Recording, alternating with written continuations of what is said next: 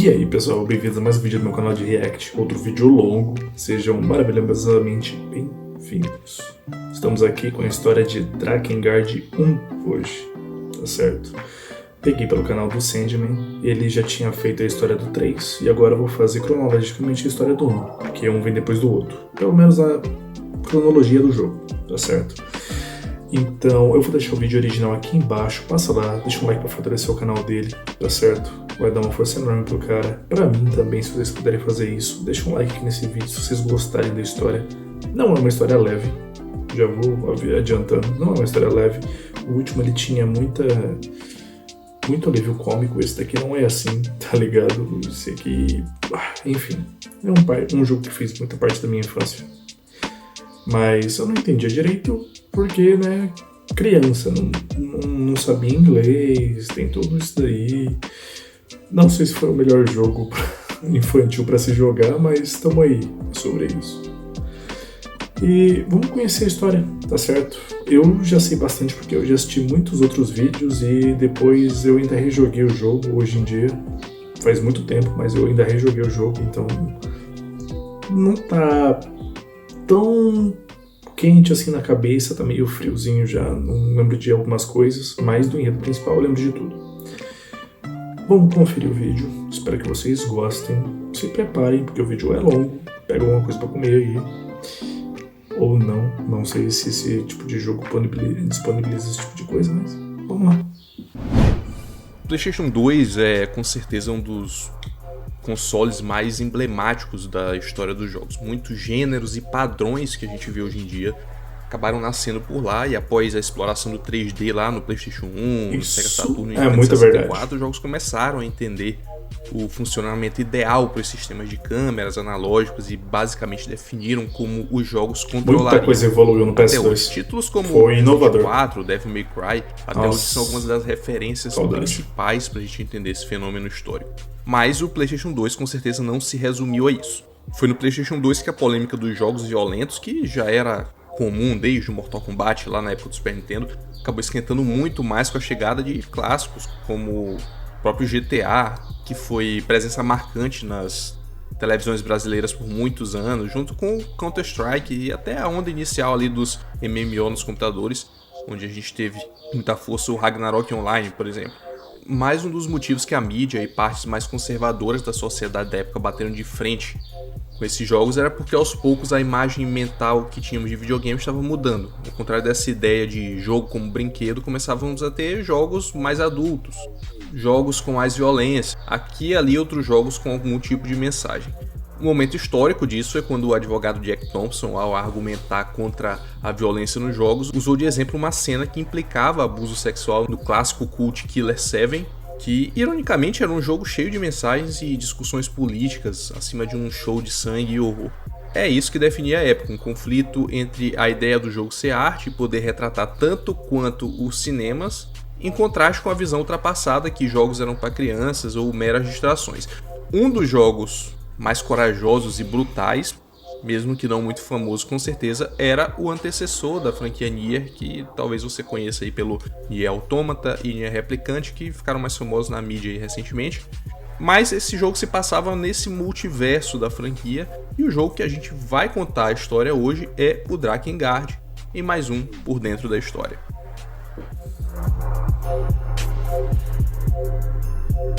Ele não fez esse monólogo à toa, vai por mim.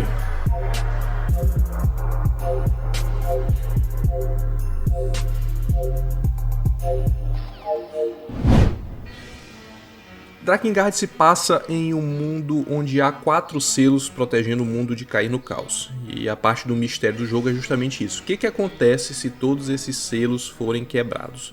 São esses o selo da água, o selo do deserto, o selo do oceano e o selo da deusa. Enquanto esses 3 primeiros são selos físicos e estão localizados em lugares reais, o selo da deusa é um pouco mais complicado. Ele é colocado na deusa, que é uma pessoa escolhida para guardar esse selo. E para manter intacto, a mulher não pode ter filhos e deve viver afastada, apenas com aqueles que devem proteger e manter a sua existência. Se prestar atenção, é muito parecido com a história recorrente dos Final Fantasy dos cristais, onde existem 4 cristais que sustentam o mundo e cada um geralmente é de um certo elemento. O Drakengard usa isso como base para sua sátira de horror, como se a gente estivesse jogando um Final Fantasy mal assombrado. Para definir isso, nosso protagonista é Caim. O jogo foi Caim, feito pela Square Enix, então... após um dragão matar toda a sua família. Entretanto, ao quase morrer no campo de batalha, ele encontra um dragão sem nome, também quase morrendo. Nesse momento, eles decidem fazer uma magia chamada de pacto, tornando a vida dos dois uma só. Onde a partir de agora, se um morrer, o outro morre também. Bem ela coração de dragão. A magia cura o corpo deles, e Caim assim é forçado a trabalhar como um ser da espécie que matou seus pais.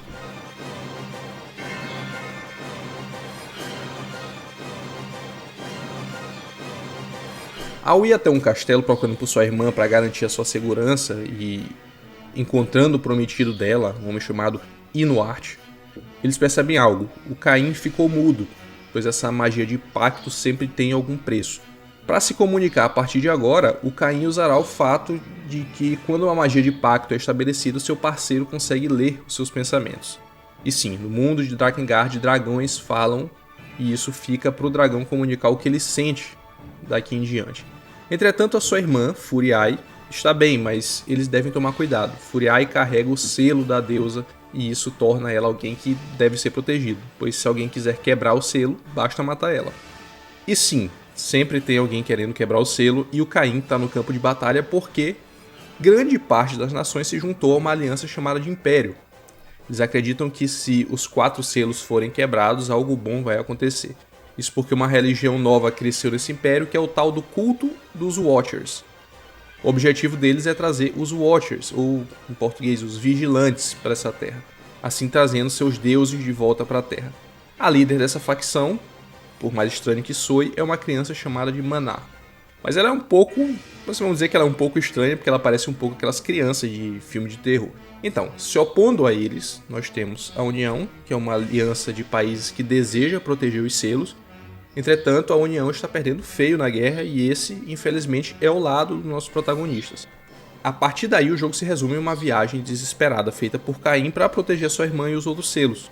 A gente conhece várias pessoas como Verdeleth, que é o hierarca da União, o elfo bondoso Leonard e a macabra Ariok. Apesar de Leonard ser encontrado tentando suicídio, ele se mostra um cara bem empático e gentil, que parece estar realmente preocupado com o mundo e as pessoas que sofrem por conta dessa guerra. Ariok, que é quando o jogo realmente começa a ficar muito estranho, ela é uma canibal que o Caim captura durante a exploração. Ela parece ter enlouquecido e Caim acaba decidindo proteger ela, até porque ela tem um pacto com elementais, que são criaturas de água e fogo. Se uma pessoa maluca como ela sair sem controle por aí, pode causar mais tragédia e ela pode ser útil nos combates. Vale dizer também que o Leonard também tem uma companheira de pacto, que ao contrário dos seres elementais, tem uma personalidade peculiar, que é uma fada, que contrasta a sua gentil aparência com pura maldade. O preço do seu pacto foi a sua visão.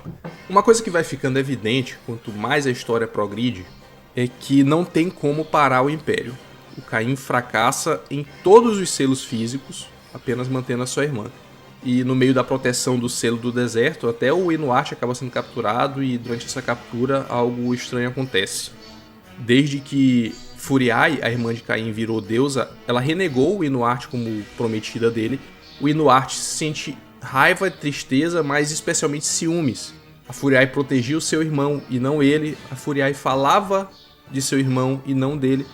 E uma voz estranha fala tudo isso na cabeça dele e algo inesperado acontece com o Inuart. Então, algo que seria chamado em outros materiais da franquia de a doença dos olhos vermelhos ataca o Inuart. O culto dos Watchers funciona da seguinte forma. Essa voz misteriosa aparece e tenta nas suas inseguranças e a partir da sua ganância, inveja e desejos a te convencer a integrar o culto. Em troca, te dá mais força, agilidade e muito mais. Isso fica comprovado quando o Inuart volta e ataca Caim. Capturando Furiai, ele leva ela para a fortaleza do Império e Caim vai atrás, pois se a deusa for morta pelo Império, o destino do mundo não será certo e para piorar, o Inuart usa um dragão preto para fazer essa operação toda. Foi um dragão negro idêntico a esse que matou a família de Caim. Lembra que falei lá no começo que a família dele foi morta por um dragão? Pois é, fica assim explícito que é o mesmo dragão que o Caim odeia. Depois de uma árdua batalha para encontrar a deusa, Não dá tempo, o Caim acaba encontrando ela morta. Inuart, liberto da magia dos Watchers, na hora que nota que sua amada morreu por conta dele, pega o corpo dela e foge cheio de culpa. Com o fim dos selos, começam a se espalhar artefatos mágicos em formato de bolas gigantes conhecidas como Sementes da Ressurreição. Esses objetos são misteriosos e ninguém sabe como funciona. Apesar disso, eles são aparentemente perigosos o suficiente para acabar com o planeta inteiro. A viagem vai como começar. A doença dos olhos vermelhos, ela parece estar relacionada aos deuses que chamam de Watchers, e Inuart pensa em usar essas sementes para reviver sua prometida. Uma coisa legal para notar é que nesse ponto do jogo a confiança entre o dragão e o Caim está crescendo bastante. Tem até uma boss fight com um dragão ancião que basicamente tem os poderes de controlar o dragão dele em algum nível, mas o dragão de Caim vai contra isso por conta da confiança crescente que eles têm. O Caim também parece, aos poucos, ter superado seu trauma do dragão que matou seus pais, criando assim uma amizade recíproca. Enfim, vira uma corrida contra o tempo. Caim vai tentar parar o rito assustador que a líder do culto dos Watchers, a Maná, está fazendo, ao mesmo tempo que terá que tentar, junto com o líder da União, que a gente já falou, que é o Verdalis, criar um selo novo para impedir que as sementes continuem sendo espalhadas. O Caim então vai direto para onde está a sacerdotisa, na Catedral do Império, que é a Cathedral City, que conta com um aspecto estranho, onde prédios atuais são misturados com castelos medievais. Chegando lá, chegamos ao chefe final, derrotando uma versão demoníaca dela.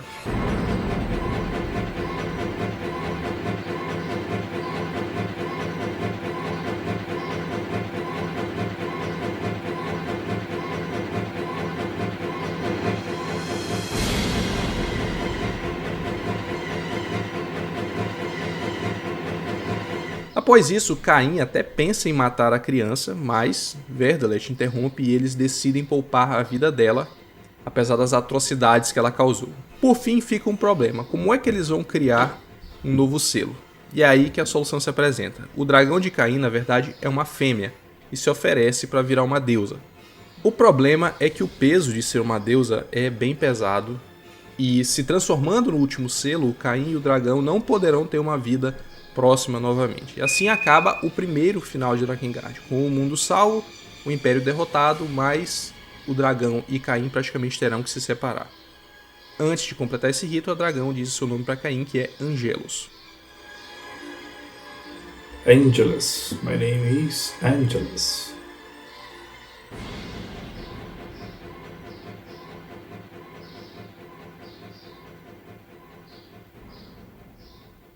O que acontece nesses jogos, Drakengard, Nier, Drakengard 3, é que sempre tem uma linha de final diferente. E ela sempre está meio que relacionada. Tudo é conectado, mas são vários, como se fossem multiversos, que seguem ramificações diferentes. Então agora a gente vai para a Rota B, que tem o ponto de divisão justamente quando Caim vai atrás do Inuart para derrotar a líder do culto. O Inuart consegue colocar Furiae dentro da semente da ressurreição. Lembra que ele estava tentando fazer isso? Daquelas bolas brancas que surgiram depois que o selo foi quebrado. Entretanto, ele não sabe o erro que ele cometeu. Depois de um combate contra o nosso protagonista, sim, ele consegue revivê-la, mas não do jeito que ele imaginou. Essa cena é provavelmente uma das cenas mais perturbadoras e esquisitas dentro dessa franquia. O final B se dá assim: o Caim terá que matar uma versão Lovecraftiana e bizarra da própria irmã. É um chefe muito difícil e mesmo quando você ganha, o final B mostra que todas as sementes que nasceram desse evento estranho começaram a replicar essa aberração que era a irmã de Caim. E assim se dá o começo do fim do mundo. Sim, esse final é implicado que ele resulta no fim da raça humana, mas se o final B foi pior que o A, será que o final C vai ser menos trágico? O que a gente vai ver agora.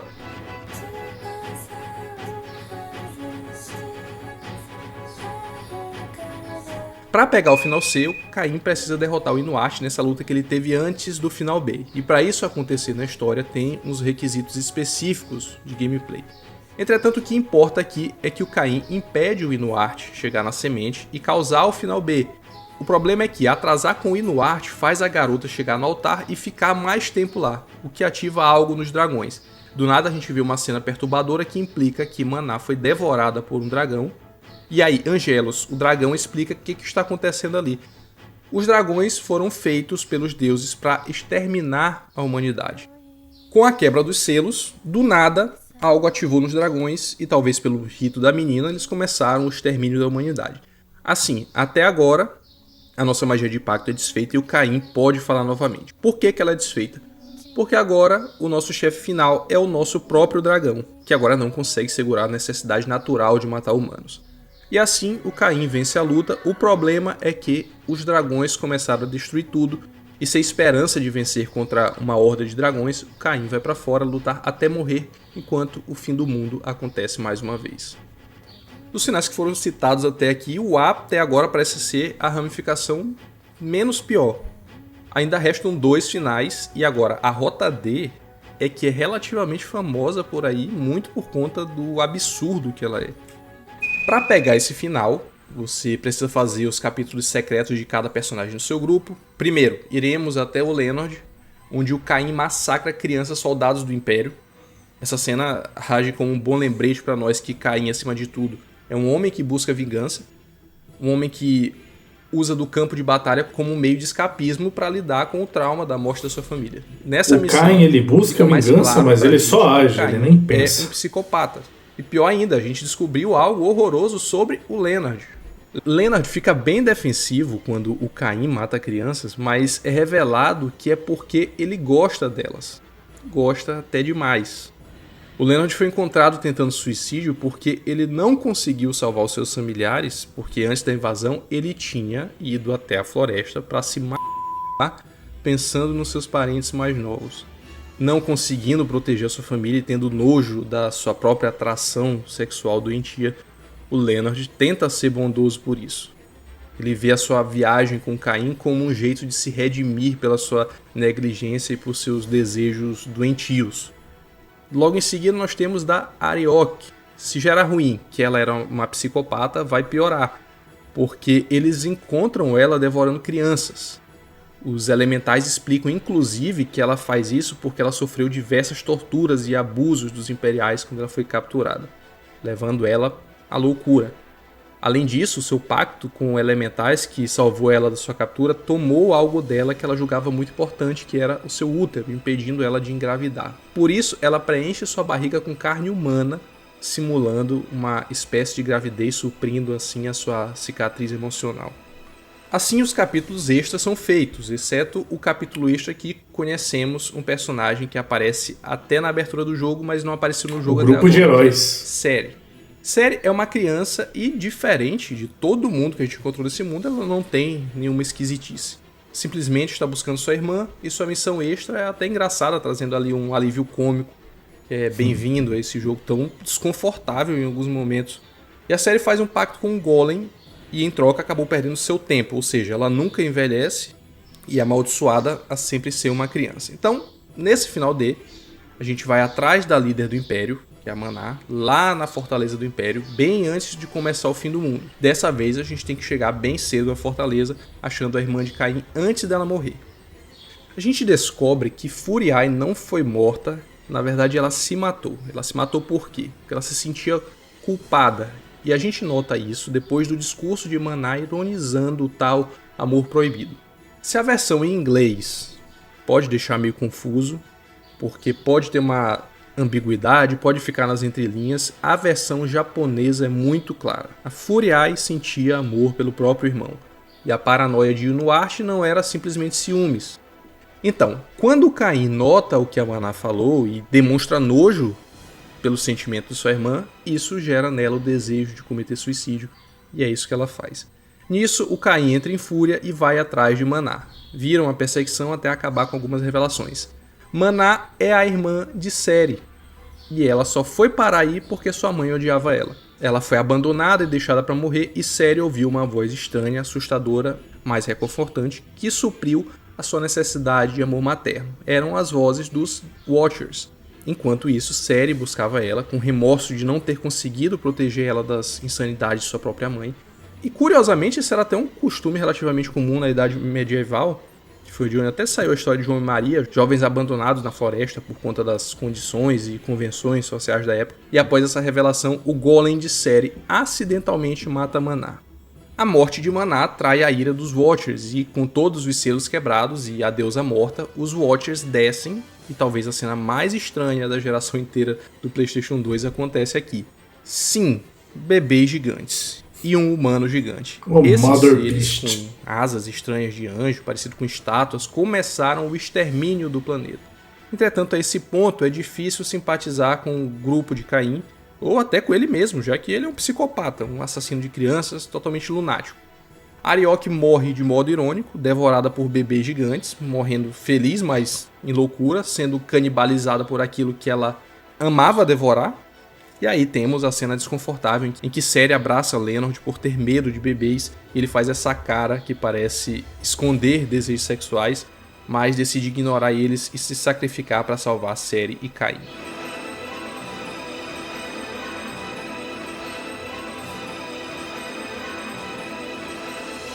Cere tem uma ideia, entretanto precisa que Caim e o dragão levem Cere para o líder dos Watchers, uma estátua com formato adulto feminino que, ao contrário das outras, que parecem bebês. Inclusive, essa Watcher é popularmente chamada de Queen Beast.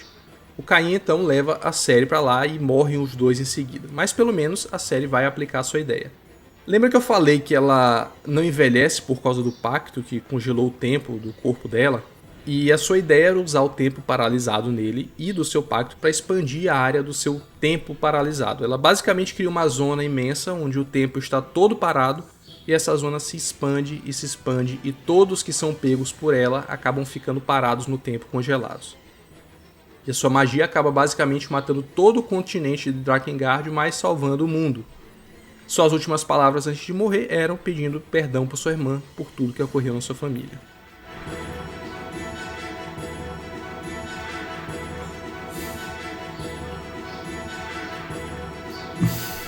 Então, esses são os 4 finais principais de Drakengard. Se esse final foi bizarro ao extremo, até incômodo em certas partes, eu tenho que falar uma coisa, ainda tem mais um final. E para pegar ele, você precisa pegar todas as armas, e sendo bem honesto, é um inferno fazer isso. Muitas vezes o jogo parece que pede para você pegar coisas estúpidas e propositalmente chatas para você, tipo ficar esperando em um estágio por 20 minutos. Você precisa aumentar a dificuldade, dependendo da dificuldade escolhida, porque certas armas só são desbloqueáveis em outros níveis de dificuldade. E quando você pega todas, e pode acreditar, como eu falei, é um inferno de fazer isso, você desbloqueia o último final do jogo, que é o Eu não final lembro de ser chato assim, porque eu era criança e gostava final, do jogo. Caim e Angelus tentam atacar diretamente a Queen Beast, usando uma magia para mandar ela de volta para o lugar de onde ela veio, e assim matar ela lá.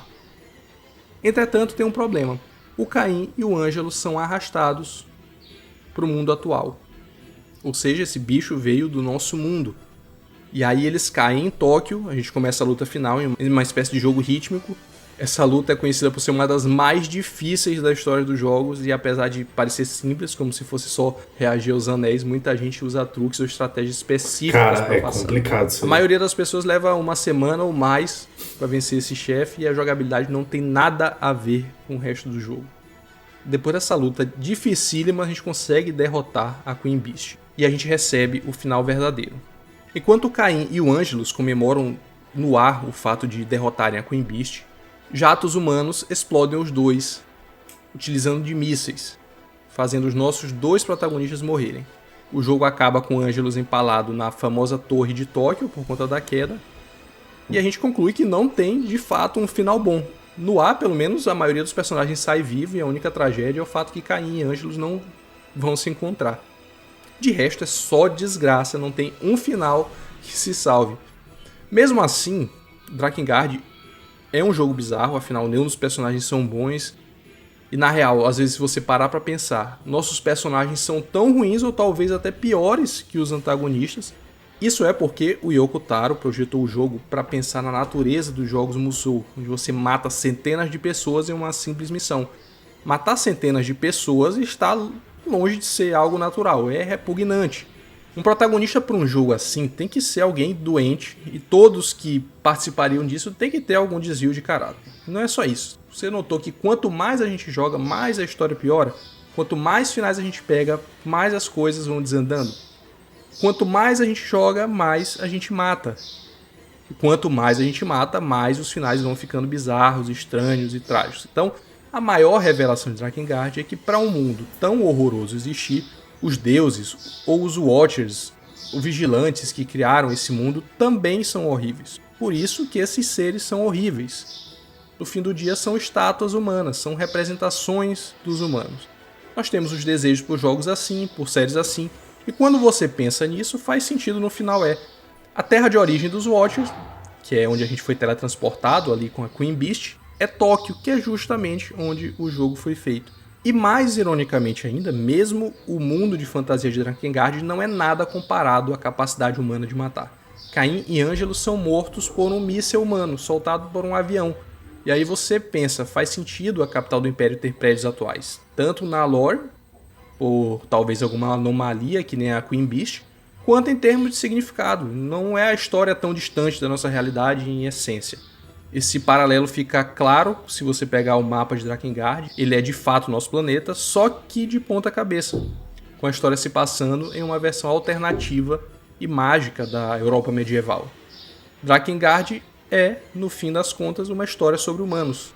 Apesar da linguagem abstrata, o Drakengard faz um exercício interessante de pensamento em relação ao jeito baita exercício mental nisso, violência na mídia, ou até violência como um todo. Talvez o jeito que ele comunica isso, cheio de mistérios, é a parte da graça. Um jogo relativamente interpretativo, apesar de ser confirmado totalmente que o jogo fala justamente sobre essa questão de violência. Um jogo cheio de problemas, uma jogabilidade truncada, uma apresentação confusa da história. Eu acho que até explicando aqui, talvez muita gente vai terminar esse vídeo sem entender essa história. Mas também é um jogo que mostra o potencial criativo do Yoko Taro, que ele tinha desde cedo, e mostraria mais maturidade aí na franquia Nier. É um jogo interessante por si só, vale muito a pena para os jogadores que são mais pacientes. Aliás, o final é o ponto de partida para o Nier. O motivo que a tecnologia se misturou com a magia é justamente por conta dessa batalha entre o Caim, o Angelus e a Queen Beast em Tóquio. Com a presença desses seres mágicos, o mundo humano mudou totalmente de rumo, eventualmente causando os eventos do Nier Replicant e mais pra frente ainda, o Nier Automata. O Drakengard usa toda a sua brutalidade para focar na sua mensagem e é um jogo bem artístico, desviando muito da função tradicional de jogos como distração. Na verdade, por conta dos seus problemas, ele talvez possa ser considerado uma péssima distração, mas com certeza é um jogo marcante, igual a um filme artístico, daqueles que você passa anos pensando. Então, eu queria saber de vocês qual que é a interpretação de vocês dessa história aqui. Pode mandar nos comentários.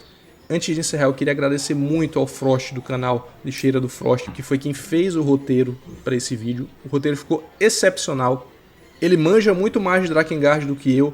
E como eu sempre falei aqui, o Frost fez um vídeo muito bom também. Porque esse canal aqui tem o maior acervo de história de jogos. Então eu não conheço todas as histórias de jogos. 3. E por isso eu tenho trabalhado recentemente com algumas pessoas que têm ajudado bastante. Eu já trabalhei com o Renato lá do Segredo dos Games, que já fez o roteiro pra mim. Já trabalhei com o Rudá, que é quem tem auxiliado bastante agora recentemente. E agora eu tô trabalhando com o Frost, que já tinha participado ali no roteiro do Drakengard 3. Eu quis fazer isso para poder estabelecer ali uma base para poder falar para vocês quando eu for falar do Replicant e do Automata. Então precisava desse contexto aqui do pessoal que entende mais do que eu desses jogos. E agradecer também ao Guilherme, que é quem tem dado uma ajuda absurda aqui no canal, é o responsável pelas edições. Praticamente não é dito mais nada aqui, tudo tem sido ele. E esse aqui com certeza foi um dos vídeos aqui que mais deu trabalho, tenho certeza. E eu vou ficando por aqui, deixo o meu muito obrigado a todos vocês que assistiram o vídeo todo. Espero ter ficado clara essa história. E a gente se vê no próximo vídeo. Um grande abraço a todos, valeu e fui! Já deixa um like pro cara, porque deve estar dando um trampo absurdo. Esse. Bom, vamos lá. Drakengard, olha o meu cabelo como é que tá essa zona. É um jogo profundo. Como ele disse, é um jogo muito de pensamento. Não é um jogo tão que você vai só jogar e passar fase. Tipo, ele te faz pensar. Pelo menos se você quer pensar, ele não é um jogo que você só jogar levianamente. Como ele disse, ele é antigo, então ele não envelheceu bem, não envelheceu nada bem, pra falar a verdade. As mecânicas de combate dele são bem incômodas, mas é um jogo incrível. Historicamente falando, é um jogo incrível. Tipo, ele te faz pensar sobre muitas coisas. Ao longo do jogo você vai conversando com todo mundo e o Vardalet fala muito. O Vardalet é o hierarca do grupo do Kain. E ele fala, tipo, os deuses não gostam disso, os deuses não gostam daquilo. Na verdade, ele está se referindo aos criadores do jogo, ou pelo menos é uma metáfora para os criadores do jogo, como se realmente fossem os deuses, porque eles criaram o jogo. Então, quando o Kain desce com a Queen Beast em Tóquio, até a Angeles fala, então essa é a terra dos deuses, como se fosse uma metáfora para o jogo foi criado ali em Tóquio, tá ligado? Nossa, Drakengard tem muito o que pensar, tá ligado? Eu sei que muita gente não vai ter paciência para esse tipo de jogo, mas é um jogo com uma história muito boa, muito profunda, apesar das trocentas mil bizarrices que tem nele. É um jogo de se pensar. Bom, no mais é isso. Eu espero que vocês tenham gostado do vídeo e contem pra mim aqui embaixo a experiência de vocês com ele. Se vocês gostaram, se não gostaram, fala pra mim, tá certo? Quando ele soltar do Nier Automata e do Replicante, eu também vou trazer, porque eu sou muito fã da franquia. Pena que tá esquecida pela Square, que só sabe fazer Final Fantasy hoje em dia. E não tô falando mal de Final Fantasy porque eu gosto também. Só queria um remakezinho, quem sabe. Obrigado de verdade a todo mundo que ficou até aqui. E eu vou nessa.